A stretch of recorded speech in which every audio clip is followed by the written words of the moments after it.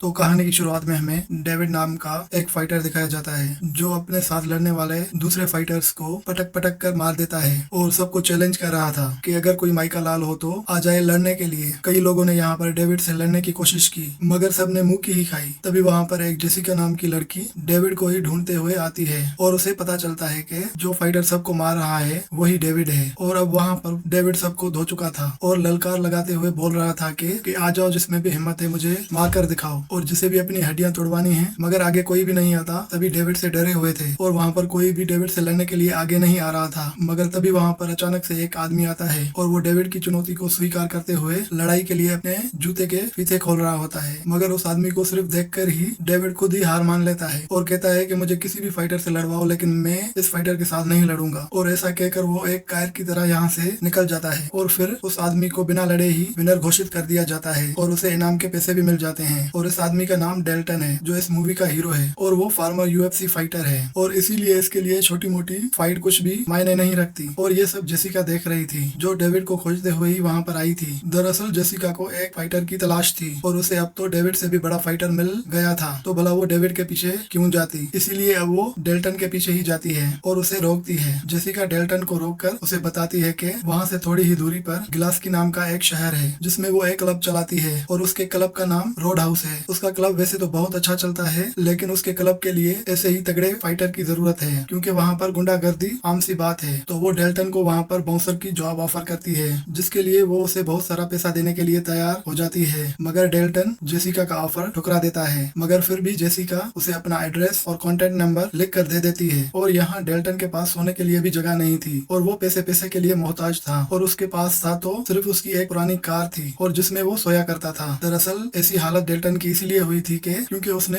UFC की fight लड़ना छोड़ दी थी और अब वो गली मोहल्लों में ही छोटी मोटी फाइट्स लड़के अपना गुजारा कर रहा था। और अब ऐसी जिंदगी से वो खुद भी उगता गया था और वो बहुत परेशान रहता था। इसीलिए एक रेलवे ट्रैक पर अपनी गाड़ी खड़ी कर दी और ट्रेन के आने का वेट करने लगा और ऐसा लग रहा था कि मानो वो अपनी जिंदगी से परेशान हो गया था और वो अपनी जिंदगी खत्म करना चाहता है। लेकिन तभी वहाँ पर ट्रेन आती है और उसे जोरदार टक्कर मारती है। मगर इस टक्कर के बावजूद डेल्टन बच जाता है मगर उसकी गाड़ी पूरी तरह से डैमेज हो जाती है और चलने के लायक भी नहीं बचती। इस इंसिडेंट से इस बात का पता चलता है कि डेल्टन को मौत का भी कुछ डर नहीं है। लेकिन तभी उसकी नजर कार में पड़े उस कार्ड पर पड़ती है जो कार्ड इसको जेसिका ने दिया था और इसे देखकर ये सोचता है कि क्यों ना इसे भी ट्राई किया जाए। उसके बाद डेल्टन कार्ड पर लिखे पते पर चला जाता है जो कि एक छोटा सा शहर था जिसका नाम गिलास्की है। वहाँ पर बस पे उतरते ही उसकी पहली मुलाकात एक छोटी सी लड़की से होती है जिसका नाम चार्ली होता है। चार्ली काफी फ्रेंडली लड़की है और डेल्टन उससे रोड हाउस कैफे का पता पूछता है और बताता है कि और वो रोड हाउस की मालकिन जेसिका से भी मिला था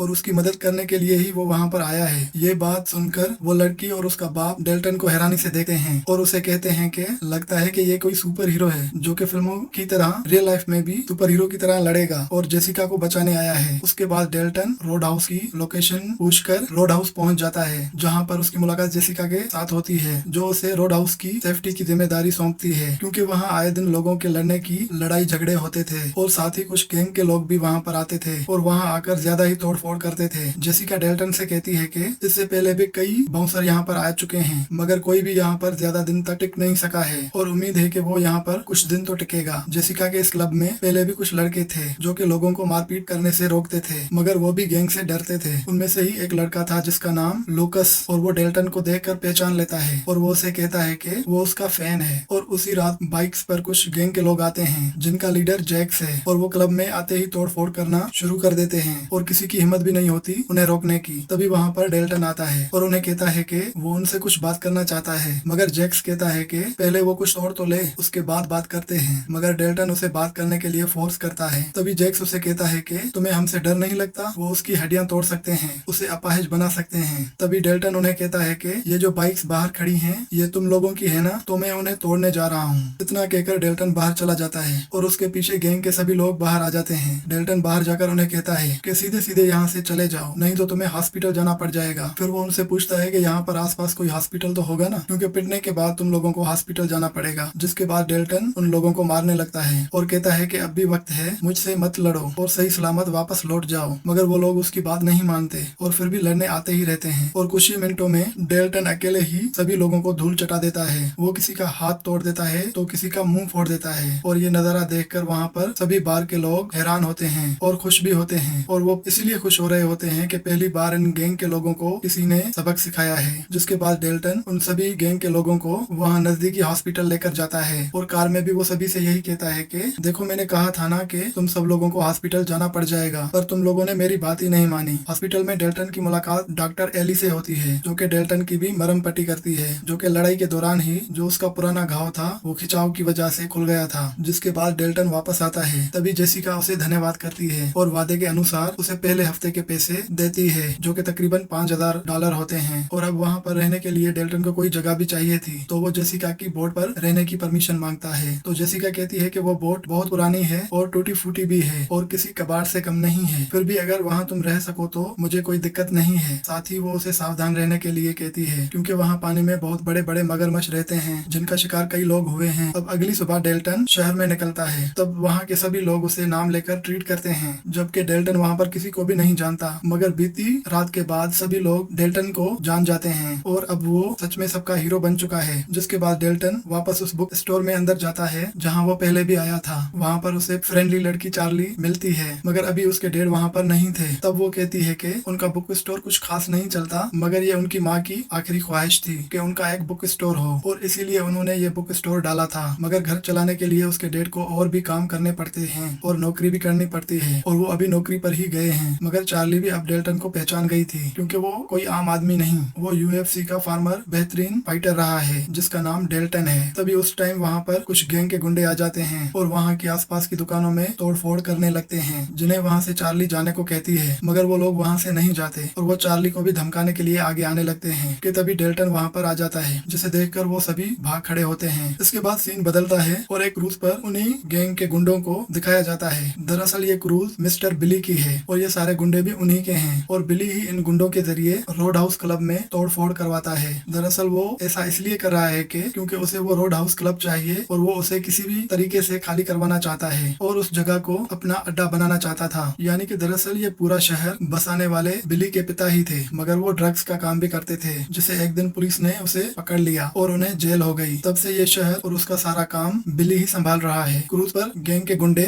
बिली को डेल्टन के बारे में भी बताते हैं कि वो उन्हें रोड हाउस जाने से रोक रहा है और उसने सबको बहुत मारा और वो फिर सभी को खुद ही हॉस्पिटल ले गया, और ऐसा अजीब आदमी उन्होंने पहले कभी नहीं देखा। तभी बिली उनकी गैंग के मास्टर जैक्स के बारे में कहता है कि क्या वो खड़ा हुआ वहाँ पर तमाशा देख रहा था क्या? एक छोटा सा बाउंसर उसे हैंडल नहीं हुआ। और यहाँ इस बात का भी पता चलता है कि जैक्स अब तक हॉस्पिटल में ही है और काफी सीरियस है। और दूसरी तरफ डेल्टन के आने के बाद ही क्लब काफी अच्छे से चलने लगा था और गुंडागर्दी बिल्कुल खत्म हो गई थी। साथ ही क्लब के दूसरे लड़कों में भी डेल्टन को देखकर काफी हिम्मत आ गई थी और डेल्टन भी उन्हें कुछ फाइटिंग टिप्स देता रहता था, जिसकी बदौलत वो लड़के छोटे मोटे झगड़े हैंडल कर लेते थे। लेकिन एक दिन गैंग का लीडर जैक्स ठीक होकर वापस आ जाता है और फिर वो डेल्टन पर जानलेवा हमला करता है और वो उसे जान से मारने की कोशिश करता है, पर किसी तरह से डेल्टन बच जाता है। उसके बाद उसी रात जैक एक बार फिर डेल्टन को मारने के लिए गन लेकर उसकी बोट पर आता है, मगर इससे पहले कि वो गोली चला पाता डेल्टन जैक्स पर हमला कर देता है और उसे बोट से बाहर पानी में फेंक देता है। मगर डेल्टन उसे वापस पानी से खींचने वाला ही था, लेकिन तभी जैक्स को पानी में ही मगरमच्छ खींच लेता है और उसकी वहीं पर ही मौत हो जाती है। जिसके बाद क्लब के सभी लोग खुश होते हैं, क्योंकि अब वो गैंग का लीडर मारा गया था जिसने उनकी नाक में दम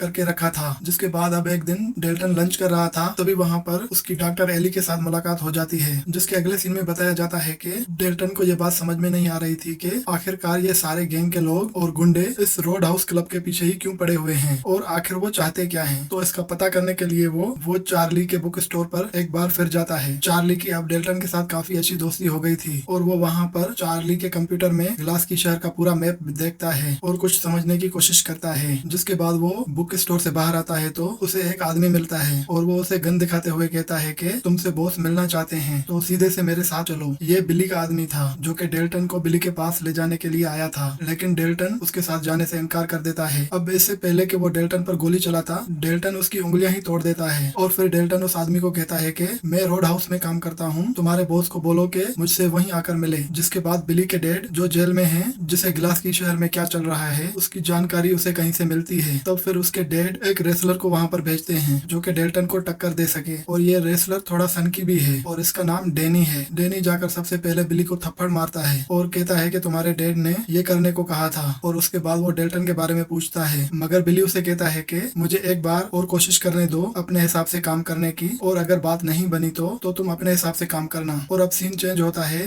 पुलिस वाले आते हैं जो डेल्टन को अपने साथ ले जाते हैं, और ये सब एली दूर से देख रही होती है। दरअसल ये पुलिस वाले बिली से मिले हुए थे और वो डेल्टन को ले जाकर मारना चाहते थे, मगर इससे पहले वो डेल्टन को मारते तभी वहाँ पर एली आ जाती है और वो ऑफिसर को थप्पड़ मार देती है और वो डेल्टन को अपने साथ ले जाती है। दरअसल वो ऑफिसर कोई और नहीं, एली के डैडी थे, इसलिए वो एली को कुछ भी नहीं कहते और डेल्टन को ले जाने देते हैं। ये सारी बातें डेल्टन को एली कार में बताती है कि और उसे शहर छोड़ जाने को भी कहती है क्योंकि यहाँ उसे खतरा है। दूसरी तरफ बिली के गुंडे ये जानते थे कि डेल्टन की चार्ली के साथ अच्छी दोस्ती है, जिस वजह से वो चार्ली का बुक स्टोर जला देते हैं। जिसके बाद बताया जाता है कि बिली डेल्टन से मिलने के लिए रोड हाउस क्लब खुद आता है और एक आखिरी बार डेल्टन को समझाने की कोशिश करता है और वो उसे पैसे भी ऑफर करता है, मगर डेल्टन उसका ऑफर एक्सेप्ट नहीं करता। मगर जाने से पहले बिली डेल्टन से एक सवाल करता है। वो डेल्टन से पूछता है कि एक वीडियो है जो उसने यूट्यूब पर देखा था कि यूएफसी की उसकी आखिरी फाइट, जिसमें एक फाइटर को उसने बहुत मारा था, यहाँ तक कि वो रेसलिंग जीत भी गया था, मगर फिर भी वो अपोनेंट को मार ही रहा था। ये तो नियमों के खिलाफ था, फिर भी ऐसा उसने क्यों किया? मगर डेल्टन इसका कोई भी जवाब नहीं देता और बिल्कुल चुप रहता है। जिसके बाद बिली क्लब से बाहर चला जाता है और अब वो उस दूसरे फाइटर को डेल्टन से लड़ने के लिए क्लब में भेजता है जिसे उसके डैड ने भेजा था। अब क्योंकि डेल्टन डेनी दोनों ही यूएफसी फाइटर हैं, तो दोनों पहले ही एक दूसरे को जानते थे और उन दोनों की आपस में तगड़ी फाइट होती है। मगर इस फाइट में डेनी डेल्टन पर भारी पड़ रहा होता है और अचानक ही डेल्टन को पता नहीं क्या हो जाता है और अब वो फाइट छोड़कर जाने लगता है। दूसरी तरफ क्लब में बिली के आदमियों ने बहुत तोड़फोड़ मचाई और सभी क्लब के लोगों को भी बहुत मारा। अचानक डेल्टन को क्या हो गया था और वो शहर छोड़कर भी जा रहा था, तभी उसे रास्ते में वो बुक स्टोर नजर आया जो कि चार्ली का था, जो कि बुरी तरह से जल चुका था। वो भागते हुए बुक स्टोर में जाता है तो उसे पता चलता है कि चार्ली और उसके डैड हॉस्पिटल में हैं और वो बुरी तरह से घायल हैं। ये सुनकर डेल्टन को बहुत गुस्सा आता है और वो सीधे बिली के घर पहुंचता है और वहाँ उसे वो आदमी मिलता है जो बिली का राइट हैंड है और उसी आदमी ने चार्ली का बुक स्टोर भी जलाया था। तब डेल्टन उसे बताता है कि मैं तो शहर छोड़कर जा रहा था, लेकिन तब मैंने देखा कि तुमने वो बुक स्टोर जला दिया। तुमने मुझे बहुत गुस्सा दिलाया है और ये मैं नहीं चाहता था, क्योंकि मुझे भी नहीं पता जब मुझे गुस्सा आता है तो मैं क्या करता हूँ। और उसके बाद डेल्टन उस आदमी के गले में बहुत जोरदार घूसा मारता है और उसे बताता है कि मैंने एक ही घूसे में तुम्हारे गले की हड्डी और सांस की नली दोनों तोड़ दी है। और यही बिली के उस सवाल का जवाब भी था जो कि डेल्टन ने अब दिया था कि रिंग में उस फाइटर को डेल्टन ने क्यों मारा था। दरअसल उस वक्त भी डेल्टन को गुस्सा आ गया था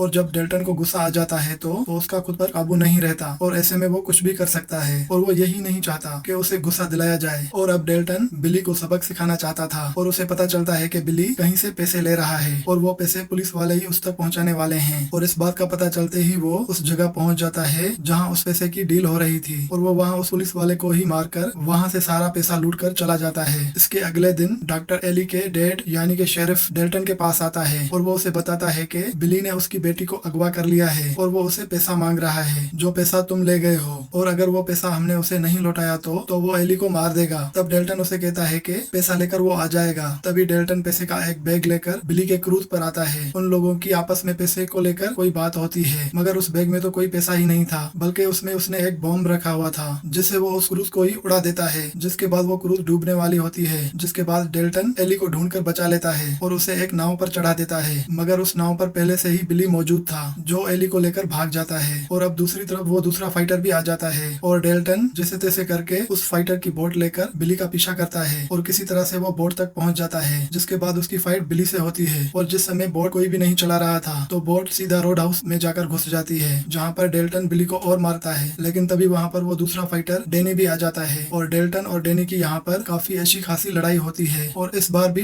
डेनी ही डेल्टन पर भारी पड़ रहा था। तभी बिली वहाँ से उठकर आता है, तब वो डेनी को बोलता है कि वो डेल्टन को मार दे। और जैसा कि हम जानते हैं डेनी खिसकी खोपड़ी का है और वो बिली का मुंह बंद करने के लिए उसे ही जान से मार देता है। इसके बाद फिर डेल्टन और डेनी की फाइट होती है और अब की बार डेनी डेल्टन के पेट में लकड़ी घुसा देता है, मार देता है। जिसके बाद ऑफिसर शेरिफ जो कि एली के डैड हैं वो आते हैं और वो डेल्टन को कहते हैं कि तब वो उसे कहता है कि ये बहुत बड़ा केस बन गया है, मगर मैं यहाँ पर सब कुछ संभाल लूंगा, तुम यहाँ से चले जाओ। और अब एली भी उसे जाने को कहती है, जिसका मतलब ये हुआ कि डेल्टन पर कोई भी केस नहीं होगा। और अब डेल्टन वापस जाने लगता है। तभी उसे बुक स्टोर पर चार्ली फिर नजर आती है, जिसे देखकर वो बहुत खुश होता है क्योंकि अब वो ठीक थी। मगर वो बुक स्टोर में एक बैग रख गया था और वो वही बैग था जिसमें बिली का पैसा था, मगर वो पैसा उसने बिली को नहीं दिया था और वही पैसा वो अब चार्ली को दे गया था। शायद ये पैसा उसने अपना गिल्ट दूर करने के लिए किया था, क्योंकि उसकी वजह से उनका बुक स्टोर जला दिया गया था। और इसी के साथ ये मूवी यहाँ पर एंड हो जाती है।